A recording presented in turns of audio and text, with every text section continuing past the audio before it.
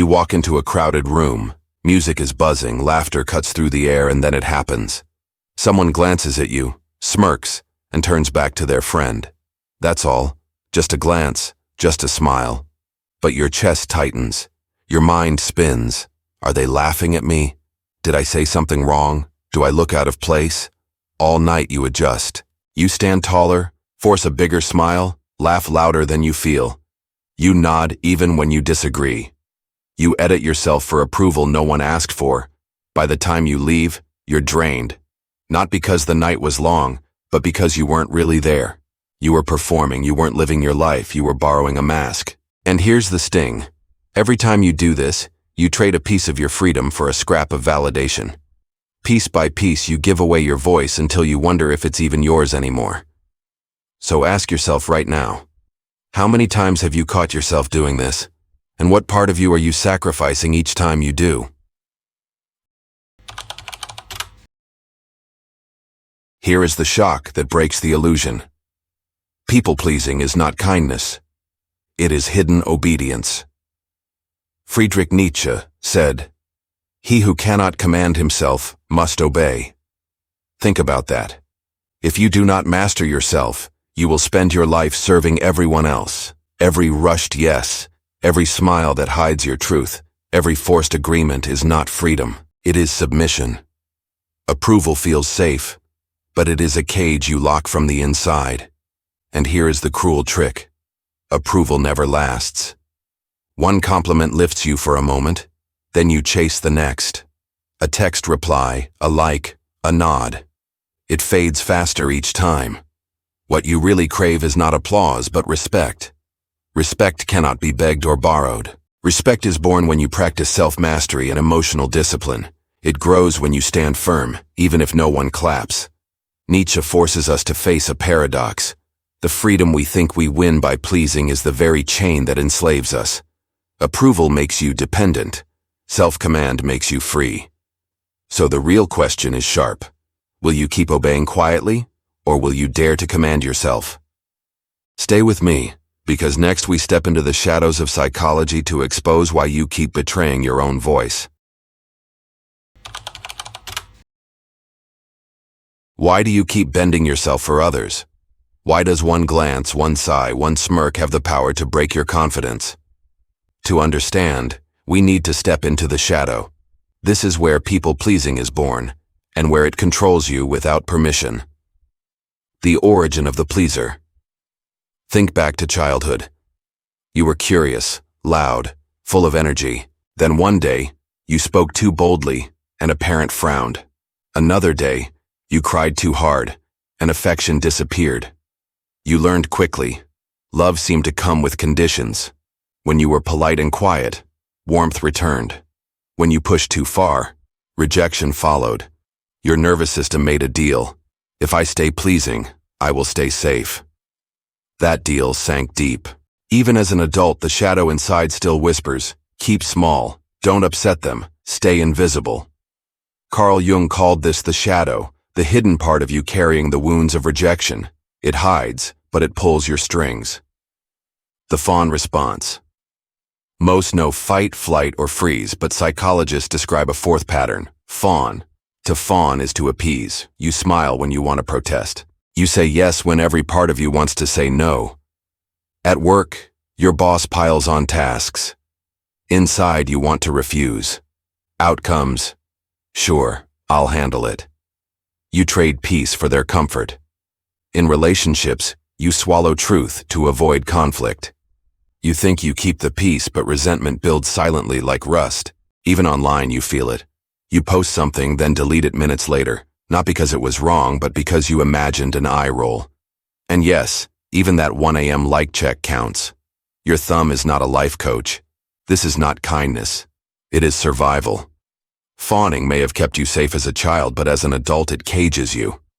The cost of pleasing. Every unnecessary yes is an energy leak. Every swallowed truth drains strength. Every blurred boundary wastes your fire. That's why you end the day exhausted, even without physical effort. Worse, you forget who you are. You become a hall of mirrors. One mask at work, another with friends, another online. Until one day you whisper, "Do I even know myself anymore?"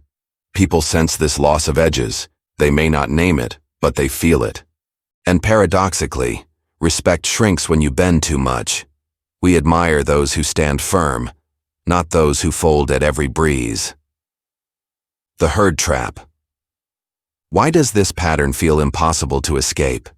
Because society rewards it. Teachers praise the obedient child.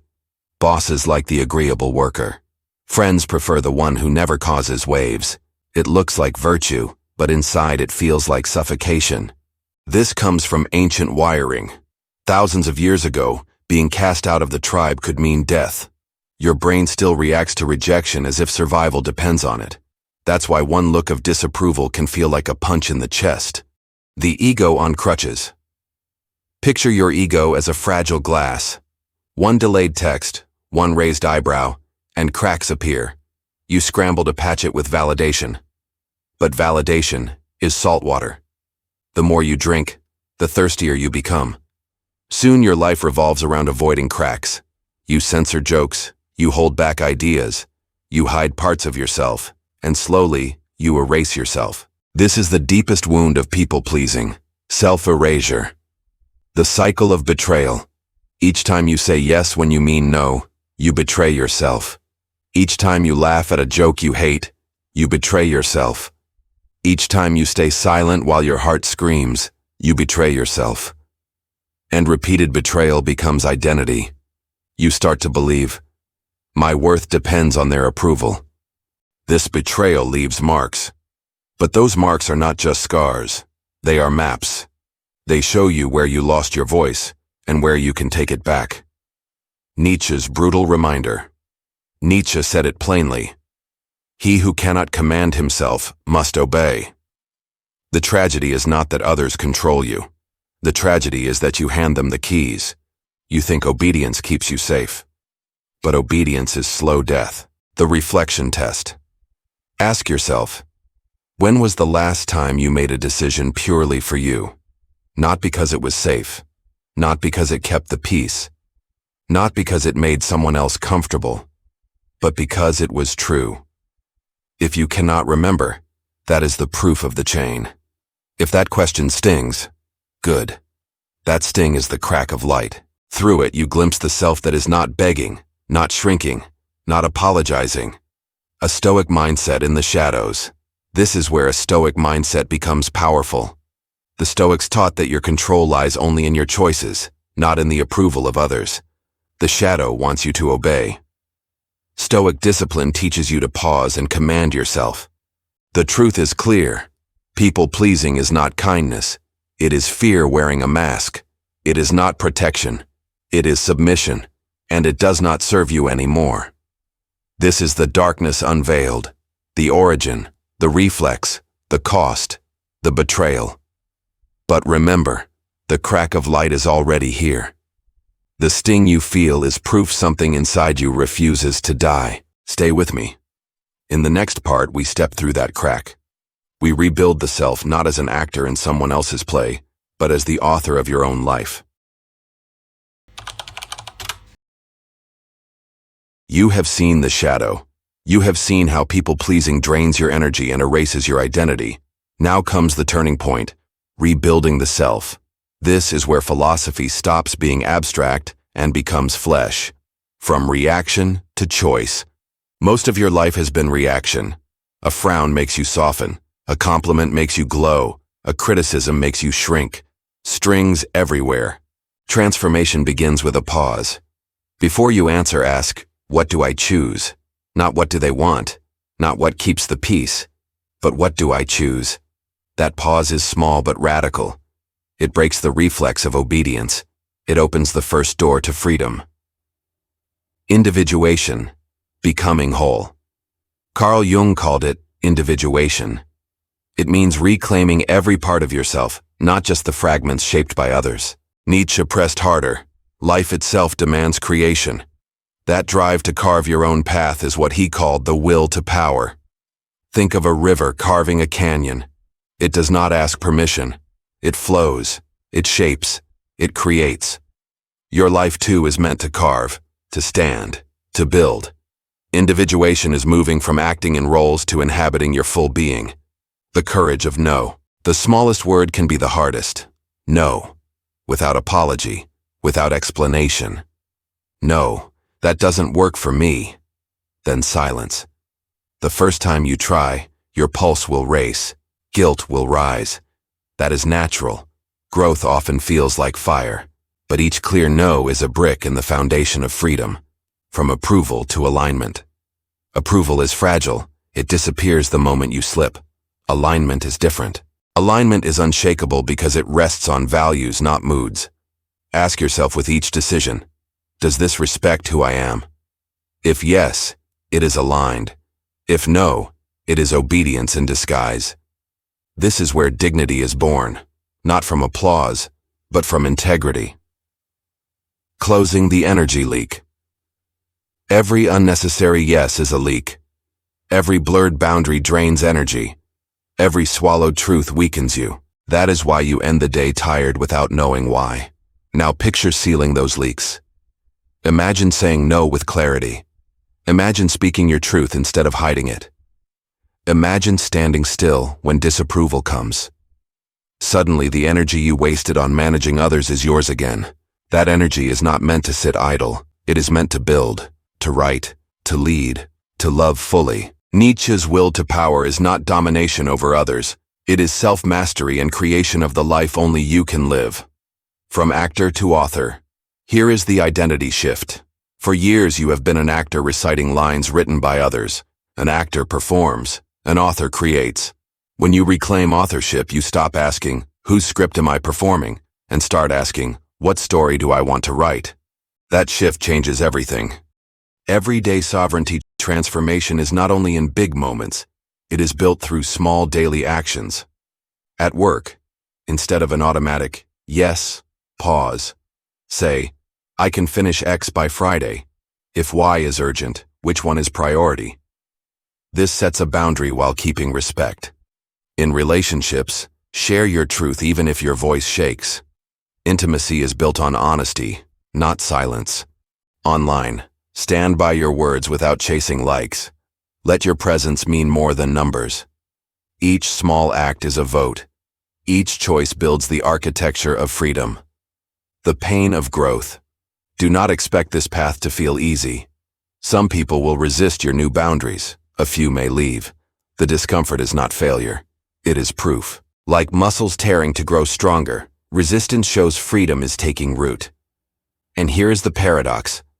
The moment you stop needing approval is the moment people begin to respect you. Respect lasts longer than approval ever will. The free self envision picture yourself walking back into that same room from before. Laughter still echoes. Glances still come. But your chest does not tighten. You do not scan for approval. You stand calm. You breathe easy. You know who you are. That is individuation. That is the will to power. That is the life of self-command. You no longer live through their eyes. You live from your own center. The tools of rebuilding. Let us make this practical. Rebuilding the self requires practice. Here are 4 tools you can begin today. 1. The pause practice. Before you answer, take 3 seconds. Inhale. Exhale. Ask, do I want this? That pause turns reaction into choice. 2. Boundary scripts. Prepare short lines you can use when fear freezes your tongue. That doesn't work for me. I need time before I commit. No, thank you. Boundaries are not cruelty. They are clarity. 3. The mirror journal. At night, write one moment you betrayed yourself. Rewrite it as if you had honored your truth. Over time, you will see 2 maps, the path of obedience and the path of freedom. 4. The alignment check.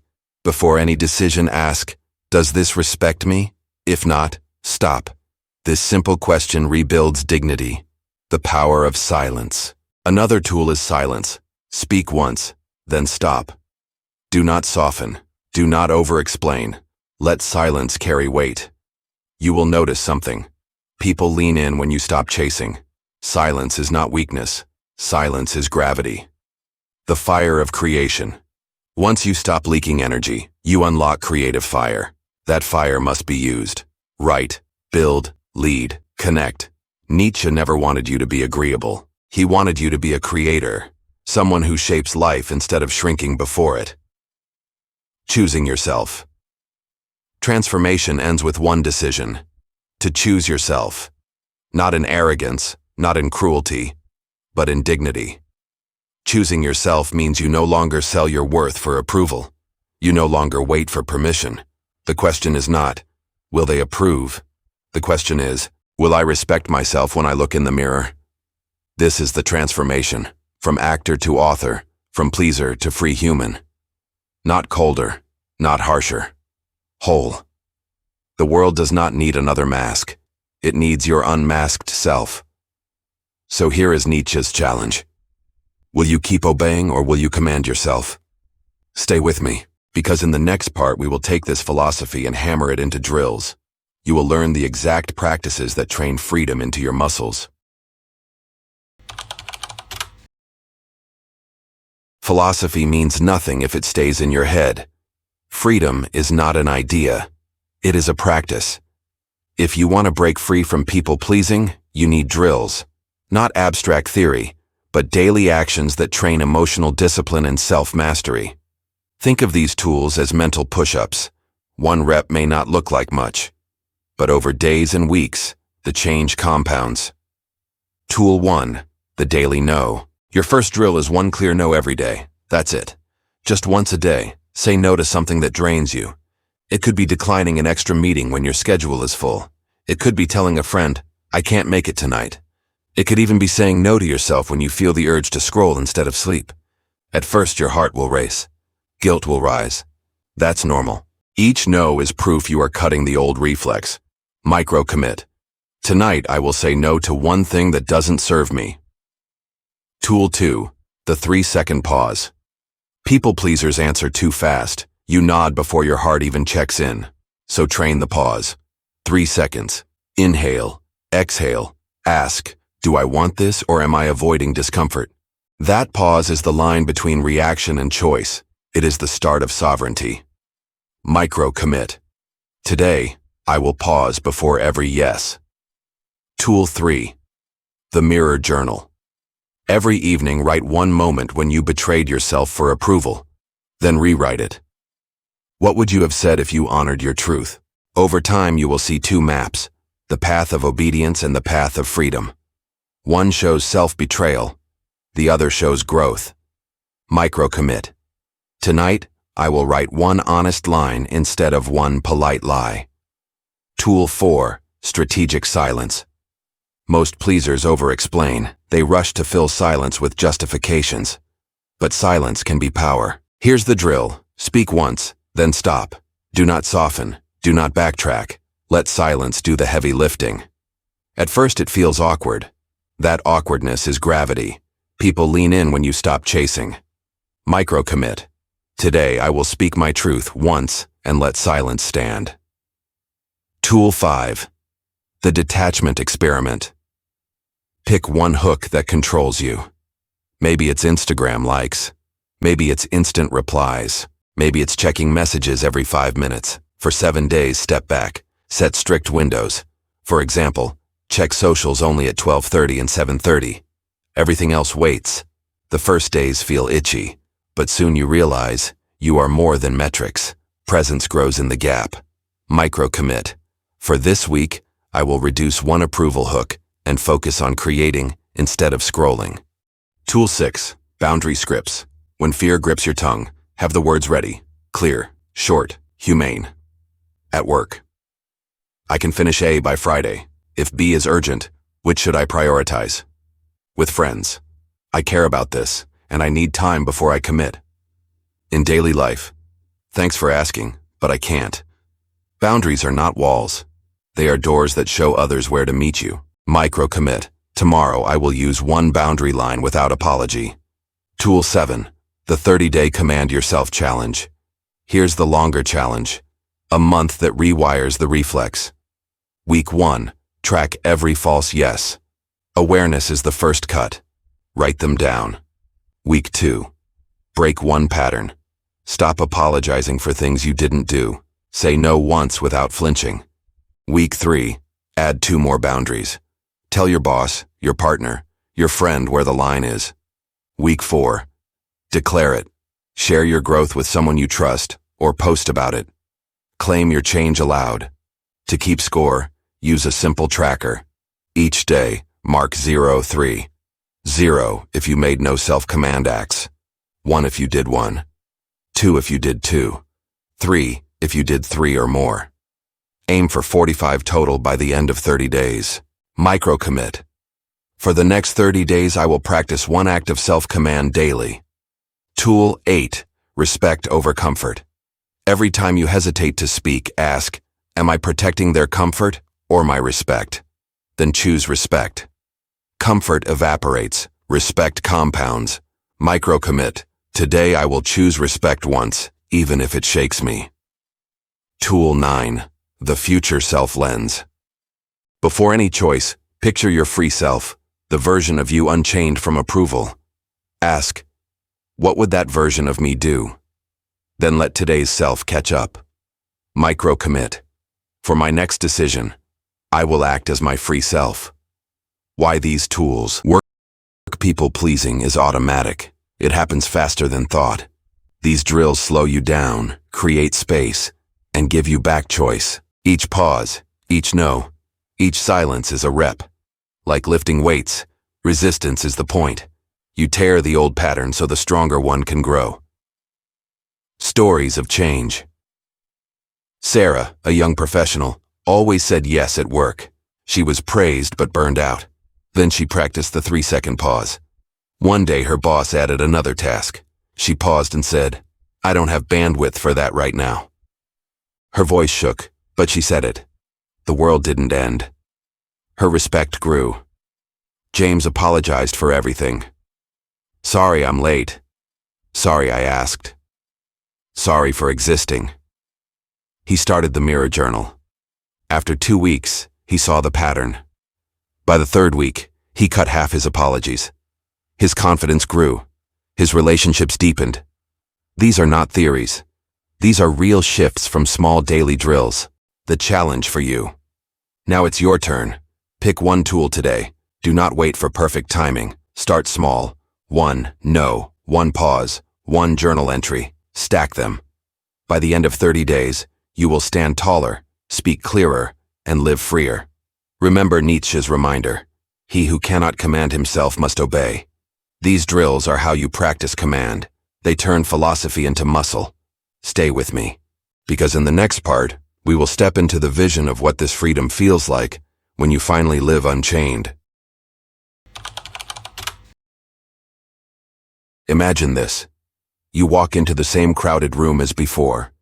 The laughter is there. The glances are there. But this time, something has shifted. Your chest does not tighten. Your mind does not scramble to measure yourself against their eyes. You stand calm, present, grounded. You are no longer performing. You are no longer shrinking. You are no longer editing yourself for invisible critics. You built this ground yourself brick by brick with each pause, each no, each boundary, each act of honesty. And people notice. They may not know why, but they feel the difference. You do not beg for respect, you radiate it. You do not chase validation, you embody it. The ones who matter are drawn closer because strength has gravity. The ones who only valued your obedience fade into the background. This is the paradox Nietzsche pointed to. Freedom does not belong to those who please. It belongs to those who command themselves. When you stop trading your worth for approval, you step into a kind of freedom most people never touch. Now you face a choice. You can let this video fade like background noise, or you can let it be the spark that starts a new practice. 1 pause before you answer. 1 honest no. 1 silence that carries weight. That is how freedom begins. So I invite you to try it today. Test 1 tool, even in the smallest situation. Notice how it changes the way you carry yourself. Share your moment in the comments. Comment 1 act of self-command you will try today. I will read the first 200 and respond where I can. Remember this truth. You were never meant to live small. You were meant to live free. Free not because everyone approves of you, but because you finally approve of yourself. And if this message spoke to you, stay with this channel. Here, you will always find practical philosophy, psychology that works, and tools you can use this week. In the next video, we will break the quiet habit that still chains many of us, the automatic sorry. You will learn how to stop apologizing when you are not wrong, and how to hold respect without losing kindness. Do not miss it. Saying no is the first cut of freedom. Learning when not to say sorry is how you anchor it.